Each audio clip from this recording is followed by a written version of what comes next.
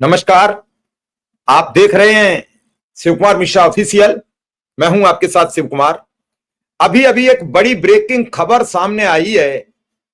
सबको इंतजार था उपराष्ट्रपति पद के चुनाव के उम्मीदवार को लेकर, उससे पर्दा हट गया है। महाराष्ट्र के राज्यपाल सीपी राधाकृष्णन को उपराष्ट्रपति पद के लिए राष्ट्रीय जनतांत्रिक गठबंधन यानी एनडीए ने अपना उम्मीदवार घोषित कर दिया है। सीपी राधाकृष्णन कौन है? एनडीए ने उन्हें किस वजह से कैंडिडेट बनाया है? मोदी की पसंद क्यों थे वो प्राथमिकता पर? ये सब चीजें हम आपको अवगत कराएंगे। भारतीय जनता पार्टी की आज संसदीय बोर्ड की बैठक थी। इस बैठक में महाराष्ट्र के राज्यपाल सीपी राधाकृष्णन को उपराष्ट्रपति पद यानी वाइस प्रेसिडेंट के इलेक्शन के लिए राष्ट्रीय जनतांत्रिक गठबंधन यानी एनडीए का उम्मीदवार घोषित किया गया है। यह फैसला भाजपा की संसदीय बोर्ड की बैठक में लिया गया, जो उपराष्ट्रपति चुनाव के लिए पार्टी की पसंद को अंतिम रूप देने के लिए बुलाई गई थी। कई लोगों ने कई तरीके के नाम लिए, लेकिन हम बार बार आपसे कह रहे थे कि कोई भी उम्मीदवार हो, लेकिन इस बार उम्मीदवार दक्षिण भारत से होगा। चंद्रपुरम पोन्नुस्वामी, इनका पूरा नाम चंद्रपुरम पोन्नुस्वामी राधाकृष्णन है, जो फिलहाल महाराष्ट्र के राज्यपाल हैं। उन्होंने 31 जुलाई 2024 को महाराष्ट्र के राज्यपाल के रूप में शपथ ली थी। अपनी नियुक्ति से पहले उन्होंने लगभग 1.5 वर्ष तक झारखंड के राज्यपाल के रूप में कार्य किया। झारखंड के राज्यपाल के रूप में राधाकृष्णन को भारत के राष्ट्रपति की ओर से तेलंगाना के राज्यपाल और पंडुचेरी के उपराज्यपाल के रूप में कार्यभार संभालने के लिए भी नियुक्त किया गया। उनका आरएसएस से दशकों पुराना नाता है, और हम बार बार कह रहे थे कि बिना आरएसएस के अब कोई पत्ता हिलने वाला नहीं है। मोदी ने आरएसएस को खुश करने के लिए एक बार फिर आरएसएस के सीपी राधाकृष्णन को इस पद तक ले जाने का एक बड़ा प्रयास किया है। 4 दशकों से ज्यादा के अनुभव के साथ राधाकृष्णन तमिलनाडु की राजनीति और सार्वजनिक जीवन में एक सम्मानित नाम है। चंद्रपुरम पोन्नुस्वामी राधाकृष्णन का जन्म 20 अक्टूबर 1957 को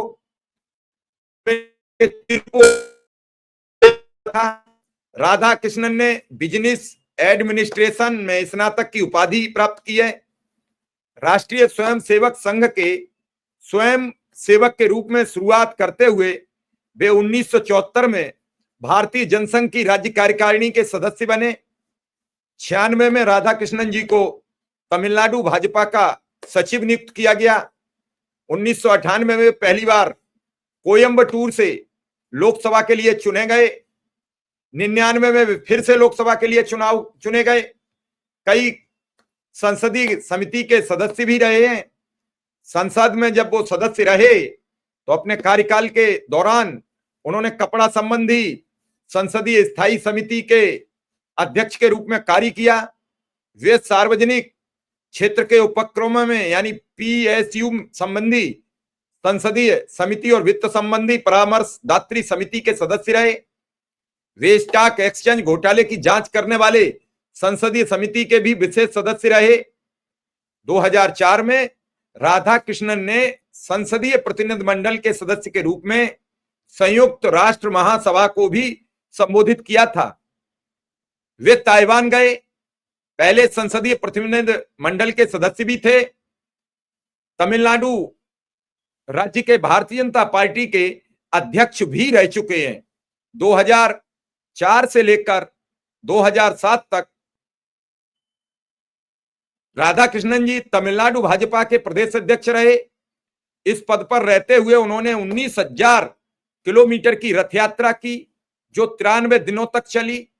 यह यात्रा सभी भारतीय नदियों को जोड़ने, आतंकवाद के उन्मूलन, समान नागरिक संहिता लागू करने, अस्पृश्यता निवारण, मादक पदार्थों के खतरे से निपटने जैसी उनकी मांगों को उजागर करने के लिए आयोजित की गई थी। उन्होंने विभिन्न उद्देश्यों के लिए 2 और पदयात्राओं का भी नेतृत्व किया। 2016 में राधाकृष्णन को कोच्चि स्थित कायर बोर्ड का अध्यक्ष नियुक्त किया गया और वे 4 वर्षों तक इस पद पर रहे। उनके नेतृत्व से भारत में कायर निर्यात 2532 करोड़ रुपए के सर्वकालिक उच्च स्तर पर पहुंच गया था। 2020 से 2022 तक वे केरल भाजपा के अखिल भारतीय प्रभारी रहे।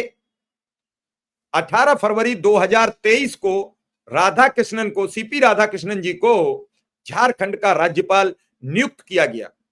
अपने पहले 4 महीनों के कार्यकाल में उन्होंने झारखंड के सभी 24 जिलों का दौरा किया, नागरिकों तथा जिलाधिकारियों से बातचीत की। राधाकृष्णन एक खिलाड़ी भी रह चुके हैं, कॉलेज स्तर पर टेबल टेनिस में चैंपियन, लंबी दूरी के धावक थे। उन्हें क्रिकेट और वॉलीबॉल का भी शौक था। अब वो एनडीए के उपराष्ट्रपति पद के चुनाव के उम्मीदवार हैं। ऐसे में भारतीय जनता पार्टी की जो आज संसदीय बोर्ड की बैठक हुई, इसमें उनके नाम का प्रस्ताव राजनाथ सिंह ने दिया। जेपी नड्डा ने सर्वसम्मति से इस प्रस्ताव को पारित किया, क्योंकि संसदीय बोर्ड की अध्यक्षता पार्टी के राष्ट्रीय अध्यक्ष जेपी नड्डा करते हैं, लेकिन उस बैठक को चेयर प्रधानमंत्री जी कर रहे थे। बैठक हो चुकी है, नाम घोषित हो चुका है। अब हो सकता है कि कल ही वो पर्चा फाइल करें। डेट अभी फाइनल हुई है कि नहीं हुई है मैं अभी देख के बताऊंगा।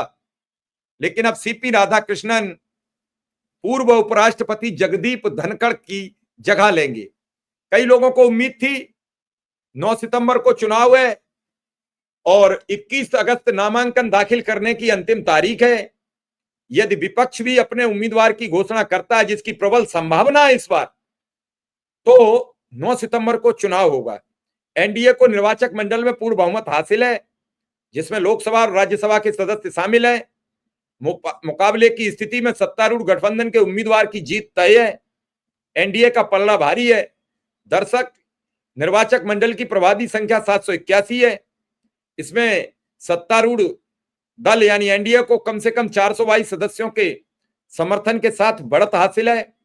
उपराष्ट्रपति चुनाव में पार्टी व्यूह लागू नहीं होती है, क्योंकि इसमें गुप्त मतदान होता है। जगदीप धनखड़ के स्वास्थ्य कारणों का हवाला देते हुए उपराष्ट्रपति पद से अचानक इस्तीफा देने के कारण यह चुनाव करना पड़ रहा है। अब देखना यह है कि इस चुनाव के बाद क्या होगा, अगला कदम कौन जीतेगा, एनडीए अपना उम्मीदवार बनाएगा कि नहीं बनाएगा, क्षमा चाहेंगे, इंडिया गठबंधन अपना उम्मीदवार बनाएगा कि नहीं बनाएगा, या एनडीए को पूरा मौका मिलेगा और यह चुनाव निर्विरोध हो जाएगा। अभी कई चीजें हैं। सीपी राधाकृष्णन ने 31 जुलाई 2024 को महाराष्ट्र के राज्यपाल के रूप में शपथ ली। उससे पहले वो झारखंड के राज्यपाल थे, लेकिन पिछली बार भी राज्यपाल को ही उपराष्ट्रपति पद का उम्मीदवार बनाया गया। उस समय धनखड़ जी पश्चिम बंगाल के राज्यपाल थे, तब भी कई नामों की चर्चा हुई। और खास करके अगर मैं ये कहूं कि झारखंड में जो राज्यपाल रह लेता है उसकी किस्मत चमकती है। झारखंड की राज्यपाल थी उस समय द्रौपदी मुर्मू, उन्हें राष्ट्रपति बनने का मौका मिला। सीपी राधाकृष्णन जी भी कुछ दिन झारखंड रहे, उन्हें उपराष्ट्रपति बनने का मौका मिला। सभी के कयास धरे रह गए।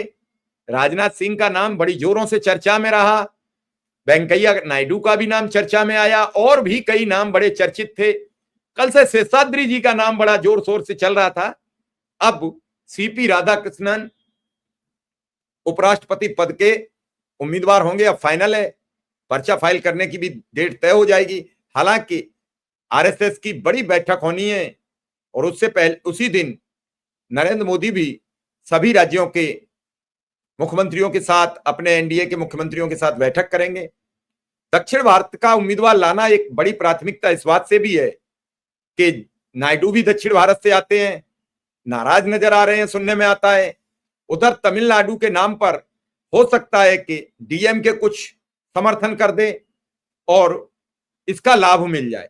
और सीपी राधाकृष्णन जब उपराष्ट्रपति बनेंगे तो धनखड़ के जरिए अगर राजस्थान जीता जा सकता है, हरियाणा जीता जा सकता है, तो सीपी राधाकृष्णन के जरिए केरल, तमिलनाडु, पुडुचेरी, आंध्रा, तेलंगाना, कर्नाटक, इन राज्यों में भाजपा अपनी पैठ बनाने का काम करेगी और उसकी शुरुआत करेगी। तो भाजपा ने एक बड़ा गेम खेला है। अब यह तय हो गया कि बीजेपी का राष्ट्रीय अध्यक्ष दक्षिण भारत से नहीं होगा, क्योंकि कयास थे लोगों के कि बीजेपी राष्ट्रीय अध्यक्ष दक्षिण भारत से लाएगी, लेकिन अब उपराष्ट्रपति पद का उम्मीदवार दक्षिण भारत से आ गया है। तो फिलहाल इस खबर में इतना ही, और मैंने आपको पूरी विधिवत जानकारी दे दी है कि कौन है सीपी राधाकृष्णन, कब जन्म हुआ है, कहां के रहने वाले हैं। तो इस वीडियो को देखें और आगे शेयर करें ताकि लोग जाने कि कौन है उनके जो नए पूर्व उपराष्ट्रपति जगदीप धनखड़ की जगह लेने के लिए एनडीए के उम्मीदवार हैं। जीत तो 9 सितंबर के बाद ही होगी, तब फिर हम उन्हें उपराष्ट्रपति का दर्जा दे पाएंगे। धन्यवाद, नमस्कार।